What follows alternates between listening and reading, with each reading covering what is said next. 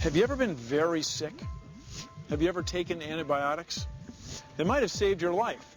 When antibiotics were introduced, they were like miracle drugs. It seemed they could beat almost any germ that came along. Well, we've overused these weapons.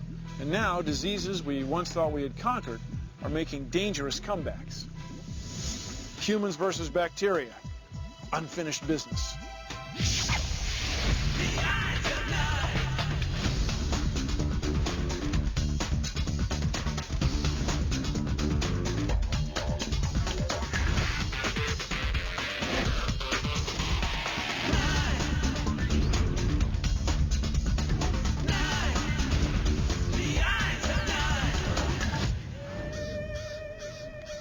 In 14th century Europe, 56 million people died of the Black Plague.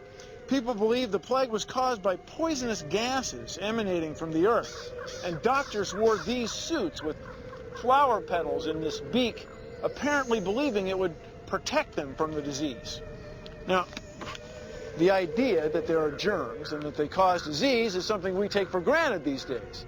But can you imagine a time when people didn't know the cause of infections, didn't know about hygiene, didn't know about germs? Oh, is he good? Because my tooth is killing me and they said I should see him. Oh, yeah. He'll gouge it right out with his great big horrible knife. It's practically painless.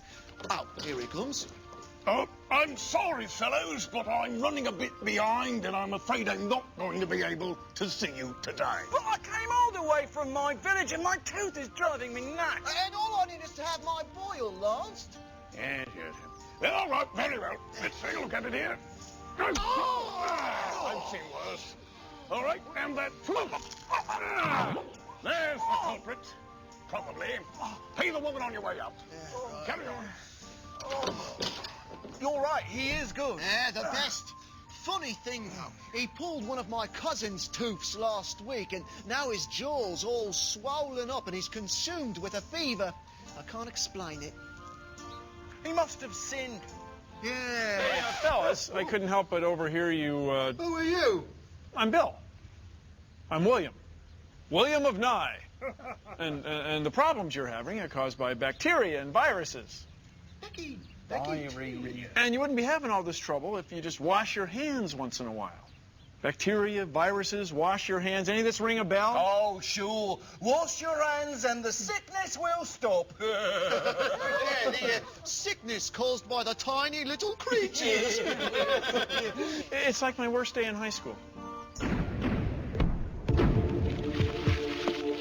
Some bacteria attack your cells. Some bacteria produce toxins. Some bacteria you can't live without. But when the wrong ones get inside you, they can make you sick. Sometimes sick enough to kill you. Now take a look at this. It's a graph of the mortality rate, the number of deaths per 100,000 people. This one is for infectious diseases over the last 100 years. You see, it starts out big. There are a lot of people dying of infectious diseases. We're talking about bacteria and viruses, causing diseases like pneumonia, cholera, and typhoid fever. You see, people were just becoming aware of germs and how they cause disease and how they spread. So although this graph starts out high, it is headed down. Fewer and fewer of us were dying of infectious diseases each year. That's because more municipalities got good at purifying and storing water. More and more of us got connected to high-quality sewer systems. We could wash diseases right off our hands, out of our living spaces, and down the drain. That said, take a look here in 1918. There's a huge spike. That's because 25 million people died of the Spanish flu in just 4 months. It took the 4 years of World War I to kill 25 million people.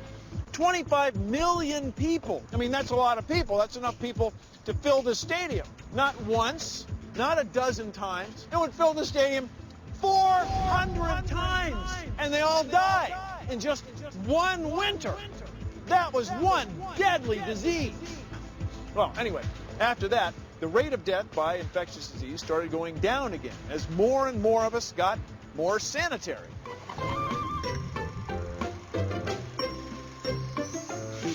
Say, Darren, what are you doing in there, bub? I'm not washing, guys. I'm just scratching myself with the bar of soap. As long as you're not washing yourself. No way, I'm not a washer. You smell awful clean for a guy who wasn't washing. I'm not a washer. Oh, that's good, because I hear only squares and dancing sailors wash themselves. Ain't that right, Jimmy? Yeah, only dancing sailors. I don't know why all the guys are saying I'm a washer. Well, I'm dirty. I got dirty hands, and I'm eating a dirty apple. We love You're a dirty rebel, Darren. I'm gonna eat lots of dirty apples. Lots of them. I should have washed that apple. I should have washed my hands. I should have washed something. I'm feeling kind of sick and kind of dizzy. Dizzy like a dancing sailor. Like a spinning sailor go round. Oh. I guess hepcats do wash their hands, guys. I learned my lesson. The only dancing I'm doing is with a bar of soap. In 1928, there was a breakthrough. Penicillin was discovered. It was the first antibiotic. Now, antibiotics kill bacteria. But it wasn't until 1942, when World War II was being fought, that penicillin was manufactured in large quantities. It was the first mass-produced antibiotic drug. And we use penicillin on the battlefield, in surgery, and for routine infections at home. And sure enough, the line turns down sharply. Now, this was good. But by the 1960s, this was great. We developed all kinds of new antibiotics. It's been called the golden age of antibiotic discovery. It seemed like we had a pill that could kill almost any bug. In 1969, the Surgeon General declared, "We have won the war on infectious disease." Now, this turned out to be a pretty hopeful statement, because the line has started back up again. There are a few new diseases, like the human immunodeficiency virus. But also, it's partly because bacterial bugs have developed a resistance to our antibiotic drugs. These are the same drugs that used to kill them. Now, an antibiotic is a selective poison.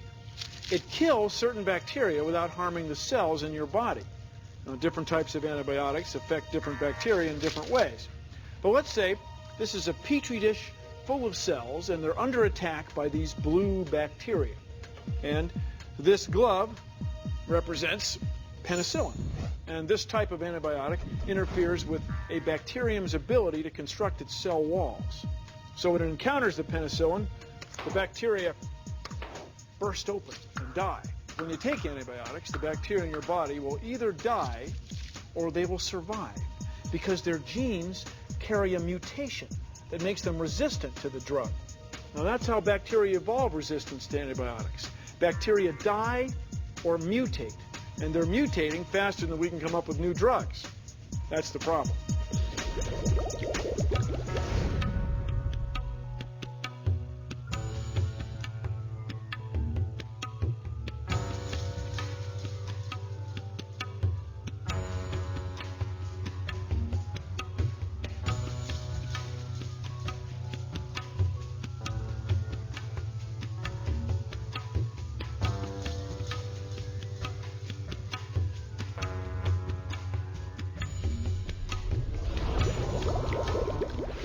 This is serious business. The United States alone spends billions of dollars at the Centers for Disease Control and Prevention. Here, antibiotic drug resistance is considered an enormous threat to public health. I'm going in.